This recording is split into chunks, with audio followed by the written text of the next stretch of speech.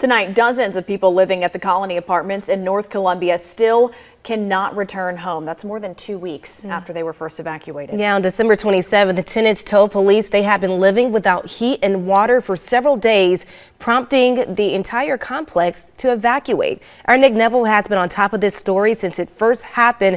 Nick, I understand you're learning some new details about how management is responding to this situation.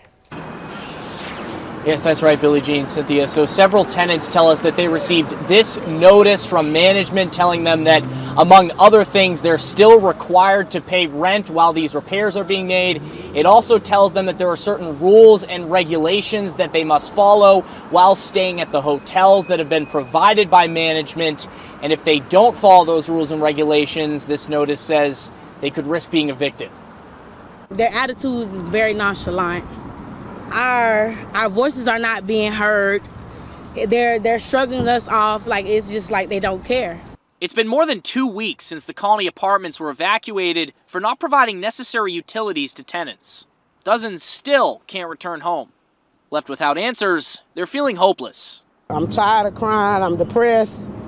We will have to go downstairs to the front office or call the office to ask them, are we allowed to come home? One person say, yeah, we can come home. Then when we get home, the other person say, oh, you got to leave, you can't be here. Like, ain't nobody communicating with nobody.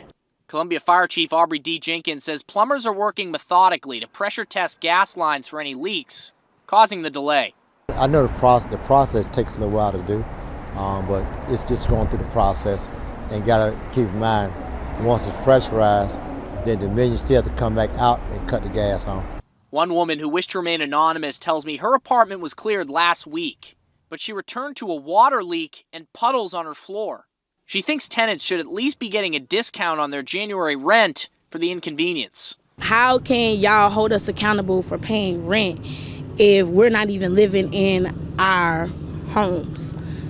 Y'all are accommodating us and having us living in hotels. Some of us are not even staying in a nice hotel. Some of us are staying in very nasty situations. 26 units were cleared by fire marshals today. Jenkins says that he understands really how much of a disruption this is for the people that live here, but he stressed that they want to make sure that there are no life-threatening safety hazards before clearing each unit. Reporting in Columbia, Nick Neville, WIS News 10. All right, Nick, thank you. And WIS did reach out to the property management group, the Monroe Group, for a comment on the relocation notice today, but we have not heard back.